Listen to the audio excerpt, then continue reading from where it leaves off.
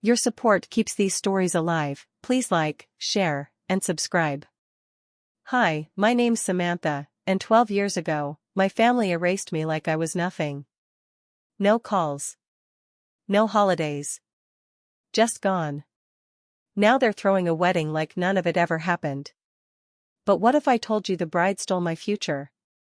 The groom once humiliated me in a boardroom. And my own mother forged a DNA test to cut me out of the will. The envelope didn't belong in my mailbox. Cream-colored. Thick, expensive stock. My name, written SR in calligraphy I hadn't seen in over a decade. But I'd know that handwriting anywhere. My mother's. Even if her name wasn't at the bottom of the card, her presence seeped through the ink like a warning. Inside, gold trim, embossed letters.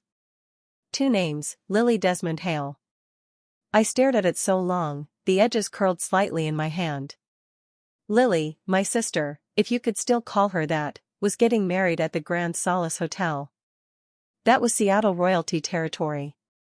Crystal chandeliers. $500 dinners. A waiting list just to breathe near the ballroom. And someone, somehow, thought I should be there. 12 years. 12 years since anyone in that family had said my name without venom or silence. And now, a wedding invitation. No note. No apology. No we miss you. Just a cold summons wrapped in gold foil. Was it a mistake? No, that script was too deliberate. This wasn't an olive branch. It was a setup. I could feel it. My gut twisted as I flipped the card again and again, like maybe the back would explain why they wanted me there. And then I saw it, Desmond Hale. That name sent a small chill down my spine. I knew him. Not well, but enough. We'd met once, years ago, in a boardroom when I was trying to pitch funding for my startup. He'd been the CFO of a pharmaceutical giant. One of those smug, polished types who looked through you while pretending to listen. He told me my projections were impressive for someone so early in their journey. Which was code for, you're too young, too female, and I don't take you seriously. Now he was marrying my sister. What were the odds? Except I don't believe in odds. I believe in intention. People like my family don't operate by accident. This wasn't a coincidence. It was bait. Glittery, gold-embossed bait. And they didn't think I'd bite. But they forgot one thing. I'm not the same girl they shoved out the front door with nothing but a duffel bag and a broken heart. That girl's dead. I tossed the envelope onto the counter and walked to the window. Seattle's skyline blinked back at me through the rain-streaked glass. I could see the outline of the Grand Solace from here. Funny. For years, I tried to erase them from my life. Now they wanted me back, just long enough to smile for the cameras and whisper behind my back. I felt my chest tighten, but it wasn't fear. It was something colder. Something focused. They didn't know who I'd become. They didn't know that I'd built something from the nothing they left me with. That I had a husband who believed in me when no one else would. That I wasn't just surviving anymore. I was winning. I opened my closet, reached for a sleek black dress I'd been saving for something that mattered. I ran my fingers over the fabric. Clean lines. Powerful silhouette. It wasn't bridal. It was war-ready. My phone buzzed. A text from Michael, "You okay?" I stared at the screen for a second, then typed back, "I'm going to the wedding." Pause. "You sure?" he replied. I didn't hesitate. It's time. This wasn't about closure. It wasn't even about revenge. It was about reclaiming my name. My story. My damn place in the room. They wanted a spectacle? They'd get one. But not the kind they were expecting. That night, I couldn't sleep. My body was still, but my mind wouldn't shut up. Michael was out cold, but I sat by the window, city lights flickering below, clutching the invitation like it might bite. So the next morning, I did what I always do when my head gets too loud. I walked. Pike Place was just waking up. Crates clattering. Espresso hissing. The air thick with fish and bread and tulips. It should have calmed me. Instead, it took me back. Back to being 16. Second-hand cardigan. Hoping someone, anyone, would believe me. It was the day my mother's diamond necklace disappeared. I wasn't supposed to be in her room. Lily left the curling iron on again, and I got blamed. I went in to unplug it. That's it. 10 minutes later, my father's voice boomed through the house. She was the only one in there. Lily said, fake tears and all. My mother didn't even pause. You've always been selfish, she snapped. And now this. But my dad, that look in his eyes, like I was something he couldn't wash off. Disappointment follows you like a shadow, he muttered. They never found the necklace. Not in my room. Not anywhere. But it didn't matter. The damage was done. I wasn't punished. I was erased. Dinner alone. No rides. No friends. Just silence. And Lily smirking in the hallway, like the universe had finally aligned in her favor. That's when I learned the truth. In my family, image mattered more than facts. And they'd already picked their golden child. College was supposed to be my reset. It wasn't. It started with whispers. Then one day, my roommate shoved her phone in my face. Did you see this? A student blog post, the real Samantha Rain, the girl who lies, steals, and plays the victim. No author, of course. But the tone, I knew it like a scar. She manipulates professors. Ask her about the necklace her family never got back. My stomach dropped. My inbox dried up. Project partners vanished. A professor pulled me aside. Perception matters. I wanted to scream, but I'd learned it doesn't matter what's true. Just what people think is. That post cost me a research grant. Almost made me quit school. I couldn't prove it was Lily, but I knew. She didn't just want to win. She needed me to lose. I thought I'd moved on. Buried all that. Until last night. Until that envelope reopened the wound that never really healed. Back home, I pulled up the old blog. Didn't think it would still be live. It was. Still online. Still poisonous. No tears this time. Just fire. They never cleaned up the mess, I whispered. They never thought I'd come back to find it. I screenshotted everything. Saved server data. This wasn't nostalgia. This was evidence. Because that 16-year-old girl, the one they silenced? She'd been waiting. Watching. Growing teeth. And now I've got the shovel. The irony hit hard the next morning. I wasn't even looking for it. Just sipping coffee, half awake, scrolling through emails when a LinkedIn notification popped up. Congrats to alumna Lily for her groundbreaking research featured in the Leaders in Wellness Spotlight. My stomach dropped. I clicked the article, already bracing for impact. Sustainable Solutions in Community-Based Nutritional Support. My title. Word for word. The phrases. The model. The exact conclusion I spent months refining. Every line lifted, scrubbed of my name, and stamped with hers. There she was, beaming beside the article. Polished. Radiant. Like life had only ever handed her green lights. You've got to be kidding me, I whispered. But of course, she wasn't. Lily had always gotten away with it. And our parents? They just nod, beam, and say, she's gifted, honey. Maybe take notes. They never asked where her talent came from. Back in college, I was barely staying afloat. Tutoring at sunrise. Stocking shelves past midnight. Living off cold ramen and campus Wi-Fi. My thesis was everything. 8 months of work.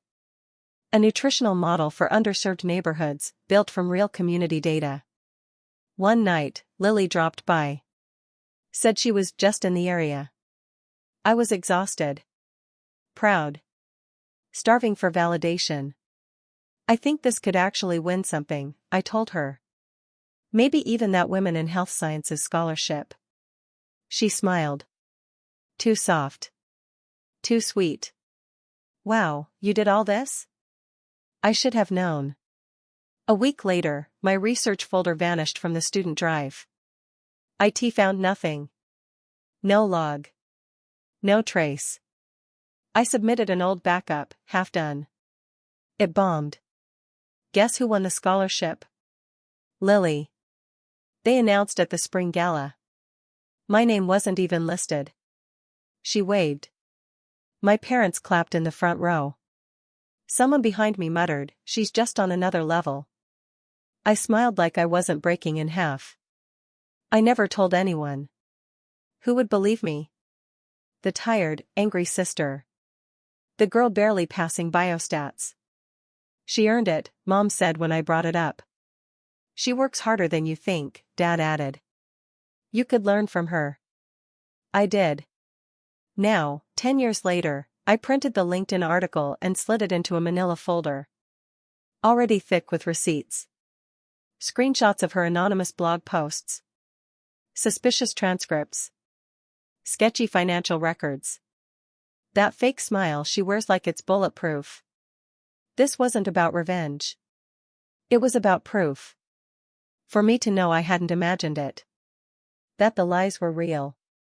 That they didn't forget me. They erased me. I added a sticky note to the folder, "This is where her story ends." Still, I didn't comment. Didn't forward it. Didn't say a word. I waited.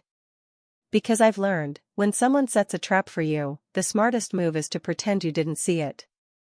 Then show up anyway. Let them shine. Let them get comfortable. I'll be the one holding the switch when the lights go out. She wore the crown, but I built the throne. And now, I'm coming to take it back. I didn't expect an old photo album to rattle me. It was just supposed to be part of the prep. Gathering context. Gathering proof. But as I clicked through a buried Facebook album titled Rain Family Memories, something snapped loose in my chest. It was the smiles that gave it away. Too white. Too perfect. Each frame felt like a page from a catalog. Holiday sweaters in forced harmony. Easter brunches with pastel lies. The background changed, but the script never did. And she was always at the center. Eleanor, my mother. She didn't smile. She presented. Her jaw was always tight. Her eyes rehearsed.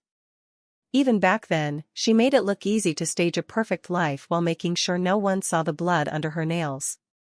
Her words rang in my ears. That same tired phrase she tossed around like air freshener, "We don't air our family's mess in public." Right. We just bury it under matching napkins and crystal goblets. I used to think she just didn't love me. But now I see it clearer than ever. She didn't hate me. She managed me. Like a campaign manages its scandals. She had always been the one pulling strings. Not in bursts of rage, but with a scalpel. Clean. Precise. Always in control. My father may have delivered the harsh words, and Lily the stabs in the back. But the choreography, the way our family twisted around appearances and silence and shame, that was all Eleanor. And I had danced to her tune for far too long. One memory in particular wouldn't let go. I was 14. We were at a gala for the hospital foundation. I'd practiced my little speech for weeks. Nothing big. Just a thank you on behalf of the Rain Girls. Something about community and opportunity. I stood there in a borrowed dress that itched at the seams, trying to remember the words. I stumbled. Not even badly. Just lost my place for a second. I saw her smile tighten, like a crack in glass. After I walked off stage, she grabbed my arm. Hard. Do you have any idea how humiliating that was? She hissed through clenched teeth. My fingers went numb from her grip, but her face never changed for the cameras. When we got home, she didn't yell. She cut. "You made us look careless. If you can't perform, you shouldn't volunteer." Lily would have never embarrassed me like that. That was the night I stopped performing for her. But some part of me kept hoping she'd notice me anyway. Maybe that's the cruelest part, when you stop expecting love but still ache for approval. I closed the photo album and opened a document I hadn't touched in months. The file labeled Family Patterns. It wasn't evidence. Not legally. But it was proof. My proof. The interviews Lily gave over the years, they echoed phrases Eleanor used constantly growing up. Excellence is the bare minimum. Real strength is staying quiet under pressure. It wasn't just coincidence. Eleanor didn't raise Lily. She wrote her. She didn't favor Lily because she loved her more. She favored her because Lily played the role better. Compliant. Camera ready. Willing to be molded. Me? I asked questions. I broke choreography. I refused to smile when it felt fake. So she tried to snip me out of the frame. Well, not anymore. I added more to the folder. Photos. Clips. Articles. Then I opened a new email window and paused. The cursor blinked. "You taught me to be silent," I whispered. The words bitter on my tongue. "Now you'll hear everything I've held back." I typed slowly. Deliberately. Subject line, regarding Rain family reputation. I attached my notes. A handful of curated records. And a short summary. Then I sent it. The recipient, a journalist named Rachel Lane. We'd worked together once, years ago, when I helped her expose corruption at a supplement chain. She owed me a favor. She also had no problem burning powerful families to the ground. I didn't need her to publish anything. Not yet. But I needed her to know the story was real. Because if my mother taught me anything, it was how to keep your face still while everything behind it burns. But she forgot one thing. I learned how to weaponize silence. I thought I'd unearthed every secret there was to find. But then came the envelope. No return address. No handwriting I recognized. Just a plain white envelope in my mailbox, sealed with purpose. Inside, folded neatly between two generic sheets of copier paper, was a DNA report. At first, I didn't process it. I skimmed the header, Private Genetic Screening, Pacific Diagnostics, 2015. Then my eyes locked onto the result at the bottom, inconclusive maternal match. My heart stuttered. I read it again and again. The name listed under subject was mine, Samantha Rain. The maternal sample, Eleanor Rain. I felt the floor shift under me. My body reacted before my mind could catch up. Heat flushed through my chest. My skin cold and clammy. No stamp. No note. Just that one phrase, inconclusive. I sat down hard. It was fake. I knew it in my bones. But that didn't matter. Not when it had already done its damage. I opened my old records drawer. The one I almost never looked at. Buried under tax returns and expired IDs was the last legal correspondence I'd received from the Rain estate's attorney. A scanned copy of the revised will, dated just 6 months after that DNA report. My name, gone. I wasn't just cut out of the will. I was erased from the lineage. This wasn't just banishment. This was extermination. Eleanor didn't want me to walk away. She wanted to burn the bridge so thoroughly that even the ashes couldn't whisper my name. That day, I remembered something I hadn't let myself revisit in years. It was 2016. I was 23. I'd called the family lawyer, more out of desperation than hope, asking about my grandfather's inheritance. The one he'd once told me I'd receive, no matter what your mother thinks. I never got a call back. Weeks later, the accountant emailed me with a single line, "You are not listed as a beneficiary on file." I assumed it was punishment. That they were still angry I'd left without a goodbye. I blamed myself. Now I know the truth. My own mother manufactured a lie so clinical, so clean, no one questioned it. Why would they? People believe paperwork. They believe doctors and seals and signatures. They don't believe daughters who were always difficult. But Eleanor forgot one thing. Lies leave trails. And I've learned to follow them. With Michael's help, we tracked the clinic. Pacific Diagnostics had closed 3 years after that report was dated. No surprise. It turned out to be a shell company, flagged for financial irregularities. One of the doctors listed on the form had his license revoked for falsifying lab results. A payment surfaced, $5,000 wired to a private P.O. box weeks before the report was filed. The sender, Eleanor Rain. She didn't just want to forget you, Michael said quietly, his hand resting on my back. She wanted the world to forget you ever existed. I didn't cry. I expected to, but something inside me had already died long before the paperwork showed up. I was done grieving. This wasn't the kind of hurt you wept over. This was the kind of betrayal you sharpened into strategy. That night, I sat at my desk, pulled out my laptop, and began drafting a message. It wasn't a rant. It wasn't a plea. It was a reckoning. Clean. Final. Impossible to misread. Subject, I know. I wrote, I know about the test. I know about the lie. And I'm done playing the daughter you tried to delete. I paused, then added one last line, undo it, or I'll do it publicly. No threats. No theatrics. Just truth with a spine. I hit send. And I smiled. Because for the first time in years, the silence that followed wasn't mine to carry. She tried to erase my name, but now the grand solace shimmered like a lie made of glass. Too perfect. Too polished. Like no one inside had ever tasted shame. Which made it the perfect stage. I walked through the lobby with my head high, wearing a navy silk dress that clung just right. Backless. Unapologetic. I didn't come to blend in. I came to be seen. The ballroom doors swung open, and just like that, every eye in the room landed on me. The hum of conversation faltered. A few gasps. Champagne flutes paused midair. Eleanor's hand twitched, her perfectly manicured fingers tightening around her crystal stem. Her face didn't break, but her eyes said everything. She wasn't supposed to come. Lily looked up from her seat near the stage.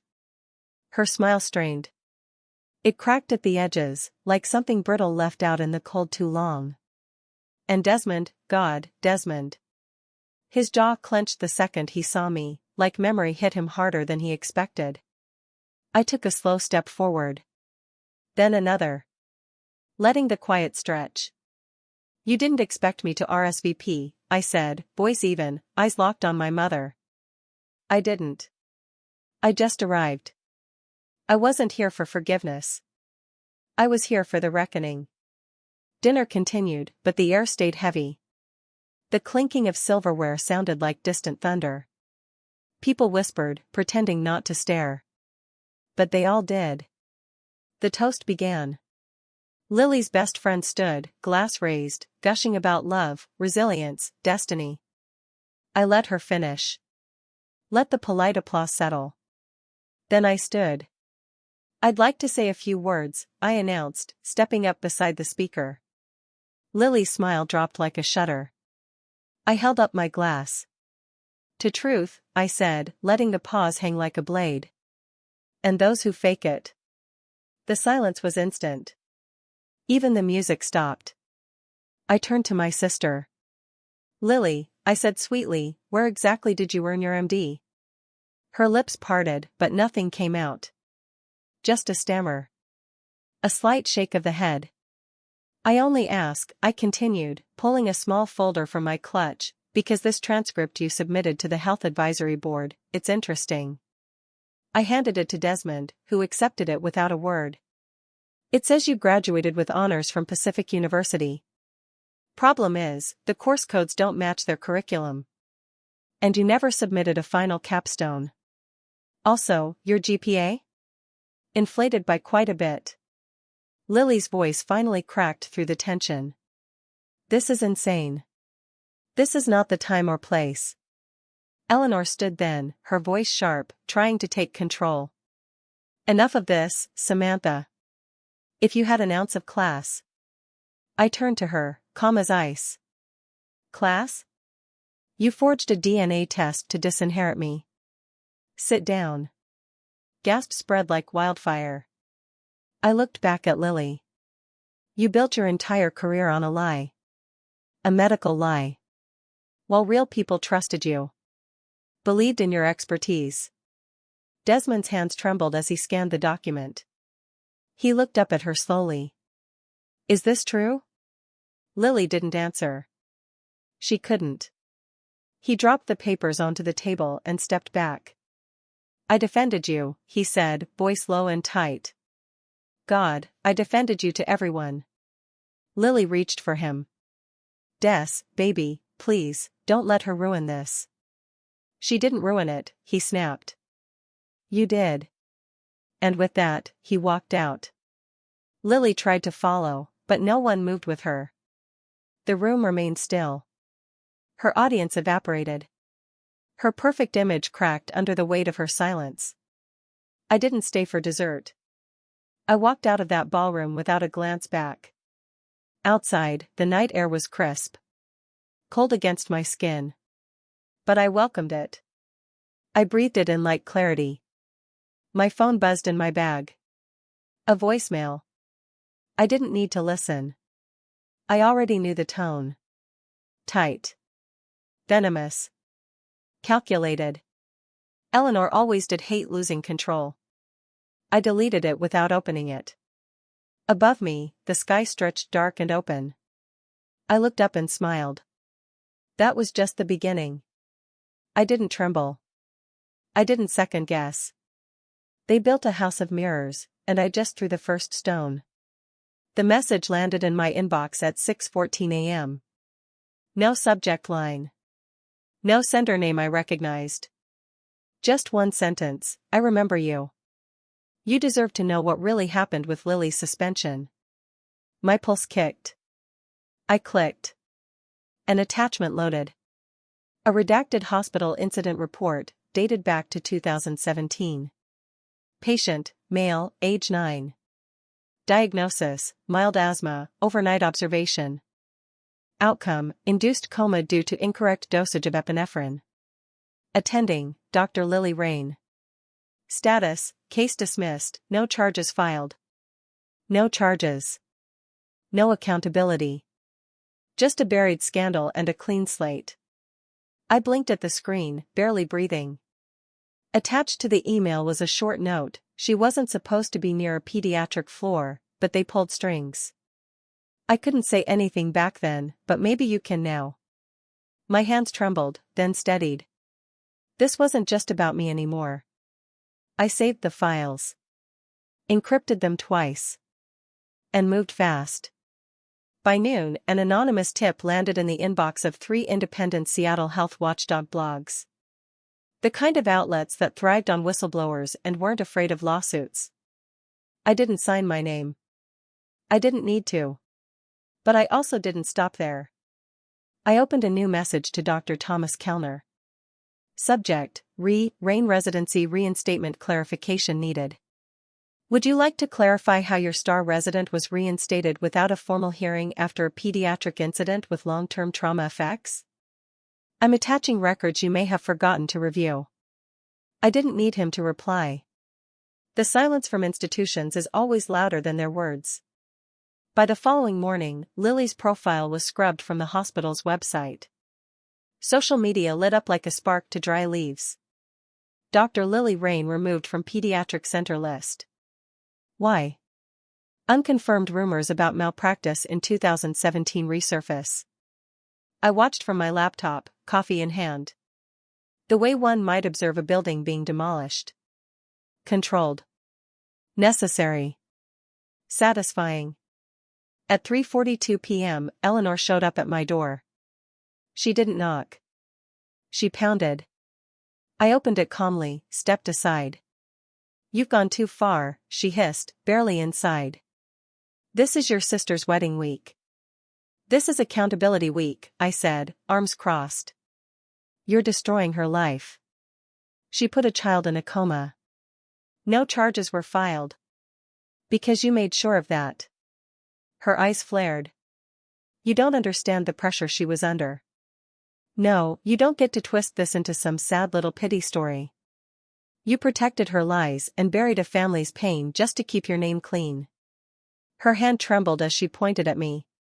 "You always wanted to be the martyr, but this is disgusting." "And what do you call what you did to me?"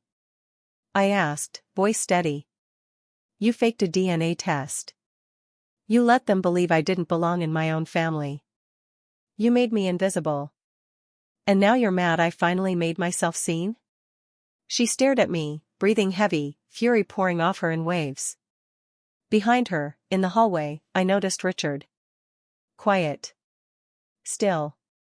For once, not defending. Not posturing. Just absorbing. His silence said more than his words ever could.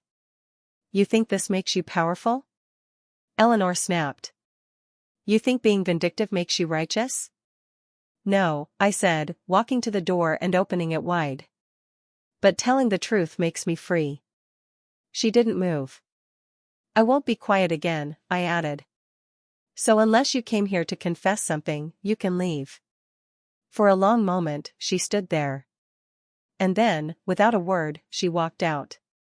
I closed the door behind her, turned, and exhaled. I called the number from the email. The nurse, her name was Teresa, picked up after 3 rings. "I wanted to say thank you," I said.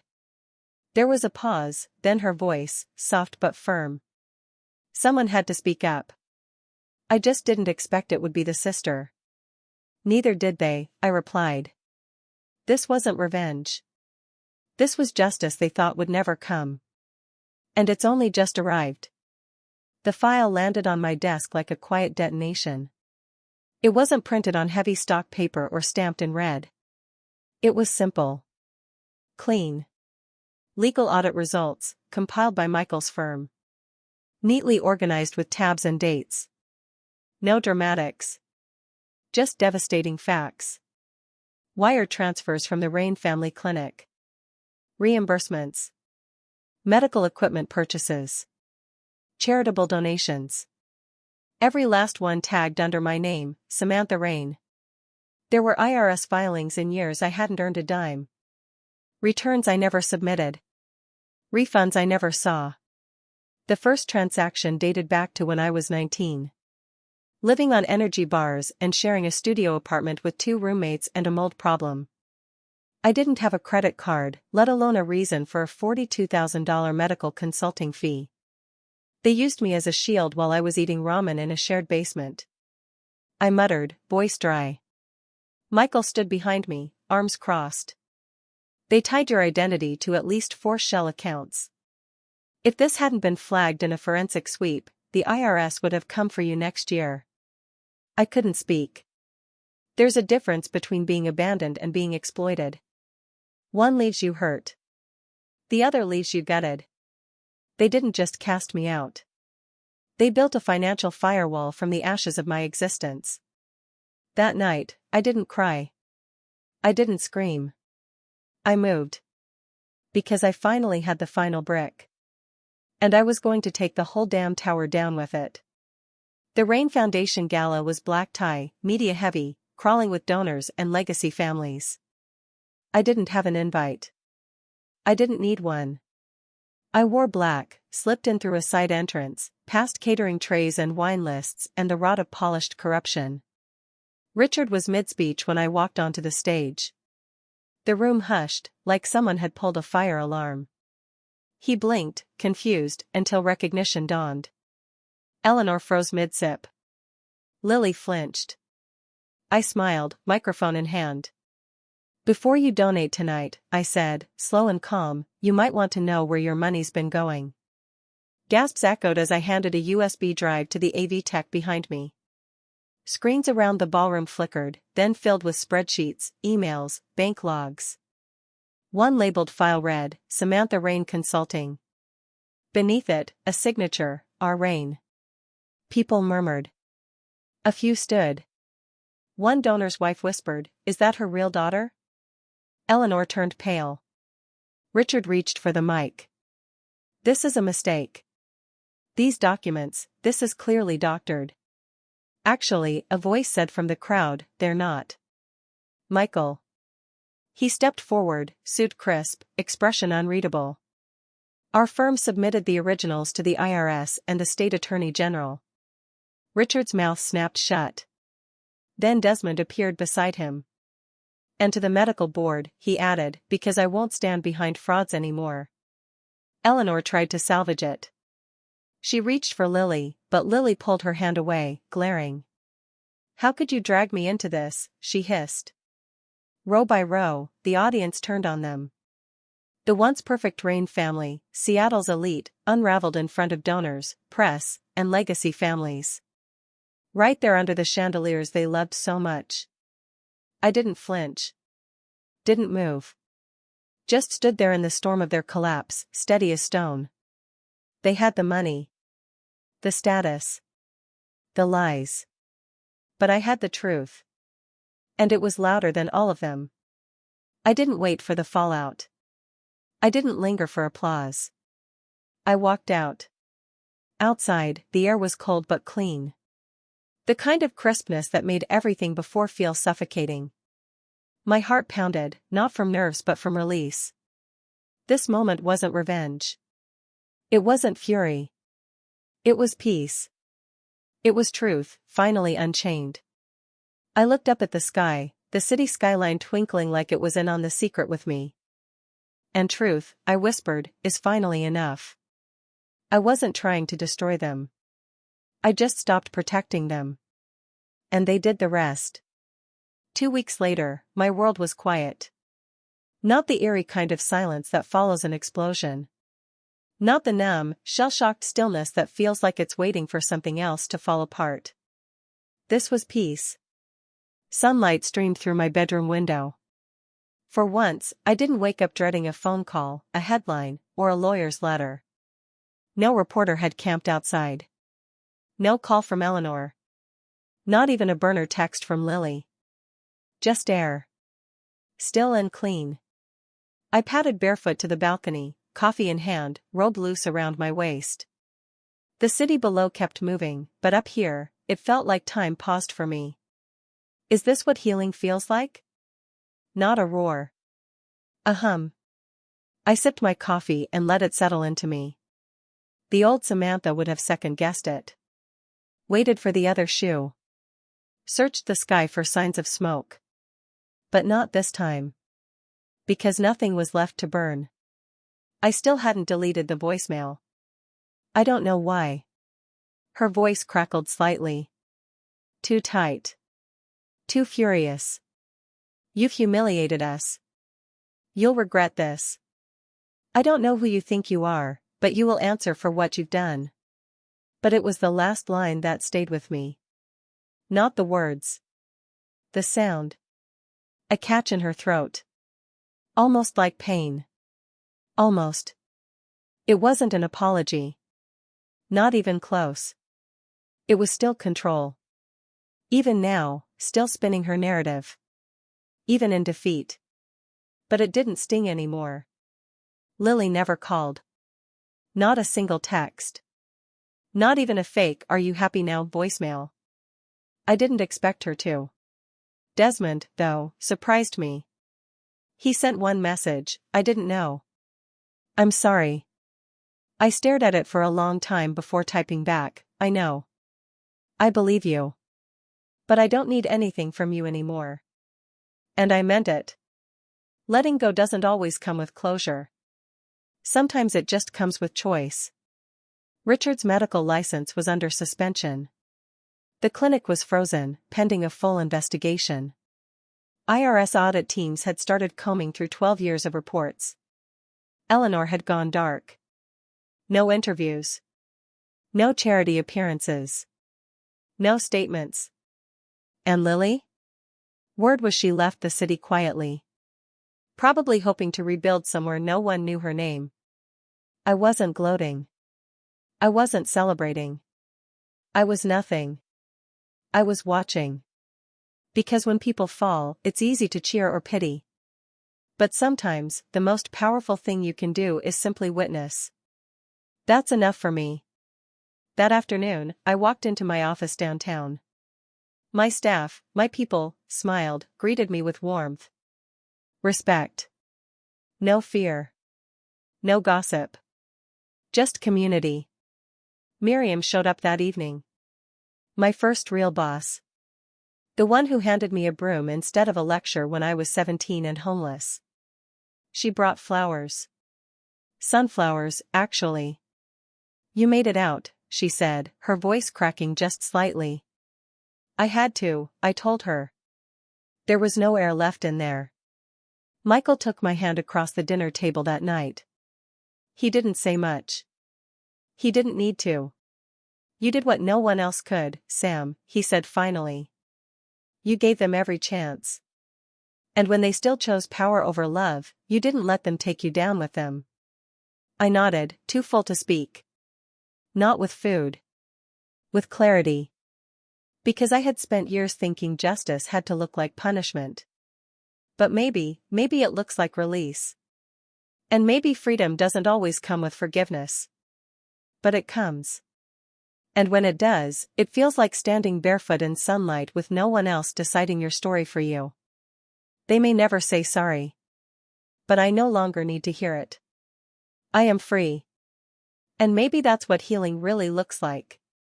Not fireworks. Not dramatic finales.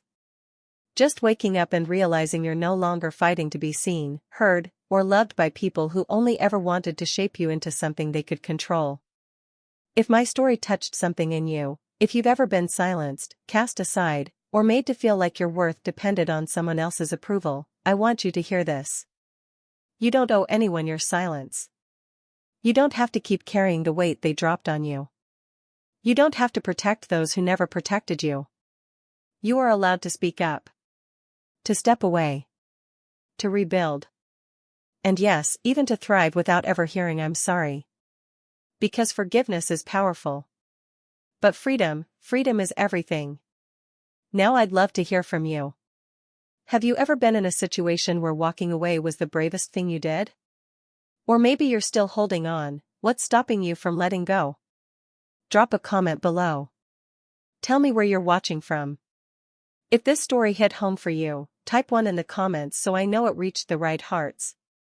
If it didn't resonate, I'd still love to hear why and where.